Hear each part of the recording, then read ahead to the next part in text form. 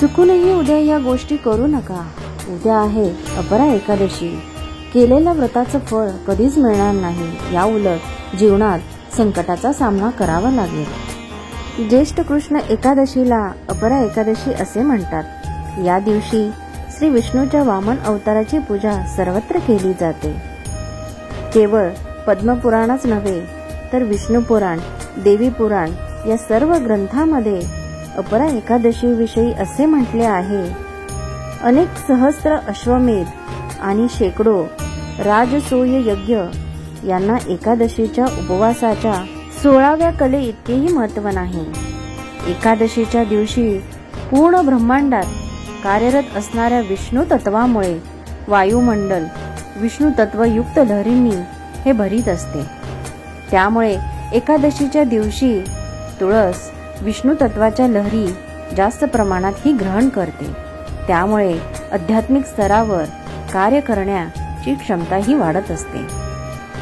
एकादशीचे व्रत केल्यामुळे आपले शरीर निरोगी राहण्यास खूप मदत होत असते.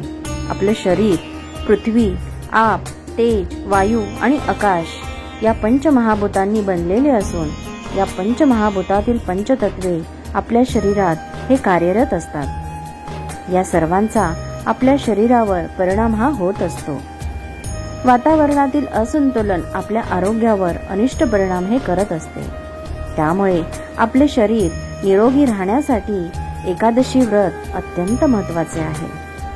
शरीर निरोगी आणि प्रतिकारक्षम बनवणं आणि चंद्राच्या कारकतेला प्रतिकार करण्यासाठी अपरा एकादशीचा उपवास हा आरोग्याला अत्यावश्यक आहे.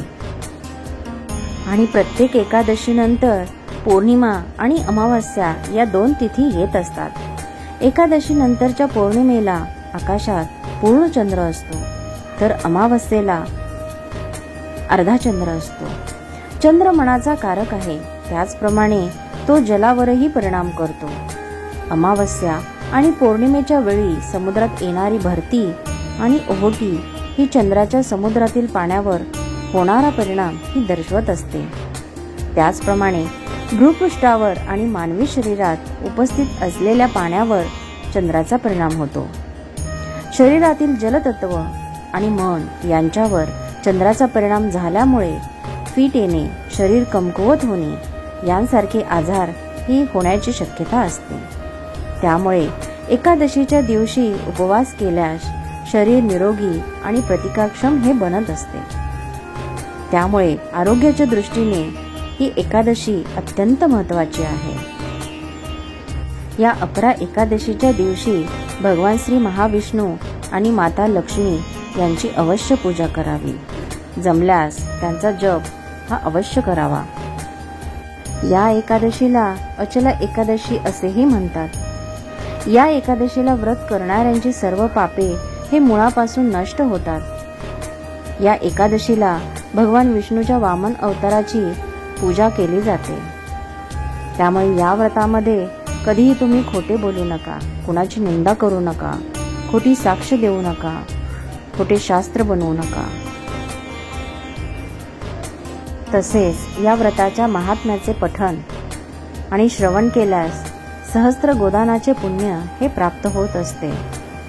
या एकादशीला उपवास आणि व्रत केल्याने मनुष्याला मोक्ष हा मिळतो आणि वैकुंठास स्थान मिळते.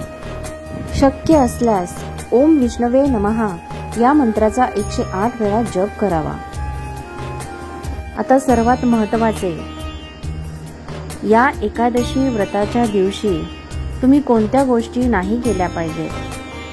तर या अपरा एकादशीच्या दिवशी कोणाला अपशब्द बोलू नका. घरामध्ये वादविवाद टाळा. कोणाची निंदा करू नका. जेवढे जमल्यास तेवढे मनामध्ये सात्विकता आणि शुद्ध विचार ठेवा. मांसाहार करू नका. असे हे अपरा एकादशीचे व्रत नियम पाळल्यास अपरा एकादशीचे उत्तम असे पुण्यफळ हे प्राप्त होते आणि सर्व पापे नाहीशी होतात. मनुष्य या लोकात सर्व सुखे प्राप्त करतो आणि भक्ताला वैकुंठ लोकी स्थान प्राप्त होते.